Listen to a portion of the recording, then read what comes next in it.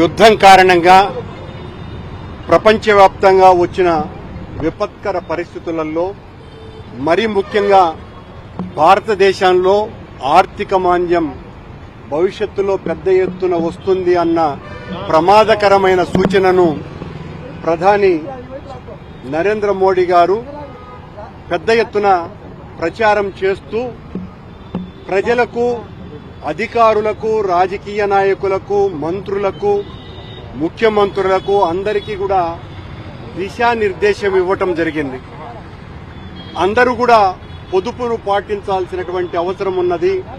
అది ఇంధనం గాని, ఎలక్ట్రిసిటీ గాని, జీవన విధానంలో గాని అనేక విషయాలలో పొదుపును పాటిస్తే తప్ప భవిష్యత్తులో పెద్ద ఎత్తున మన దేశం ముఖ్యంగా సంక్షోభంలో కూరుకుపోయేటువంటి ప్రమాదం ఉంది అన్న హెచ్చరికతో ఆయనతో పాటు దేశంలో ఉండేటువంటి అందరూ కూడా దాన్ని ఆదర్శంగా తీసుకోవాల్సినటువంటి అవసరాన్ని గుర్తింపజేయడానికి, మరీ ముఖ్యంగా పవిత్ర పుణ్యక్షేత్రమైన తిరుపతిలో మనమందరము కూడా ఈ పొదుపు ఉద్యమాన్ని ఒక ఉద్యమ రూపంగా తీసుకురావాల్సినటువంటి అవసరాన్ని, ఆ సందేశాన్ని అందించటం కోసమనే నేను ఈరోజు దాదాపు 10 కిలోమీటర్ల పాటు సైకిల్ తొక్కి ఒక సందేశం ఇవ్వటానికే ఈ కార్యక్రమాన్ని తీసుకోవటం జరిగింది. అందరూ కూడా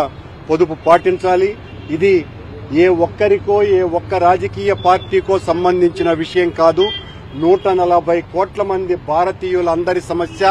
వాళ్ళందరికీ కూడా పెద్ద ఎత్తున ఇబ్బందులకు గురి కాకుండా మనమే స్వీయ నియంత్రణను పాటిస్తూ, ఇది అధికారంలో ఉన్న వాళ్ళు మదమెక్కి మాట్లాడేటువంటి మాటలు కాకుండా, ఆచరణలో చూపించకుండా మేము మా కాన్వాయ్ని తగ్గించుకున్నాం అని కాన్వాయ్ని తగ్గించుకున్నంత మాత్రాన పొదుపును పాటించినట్టు కాదు.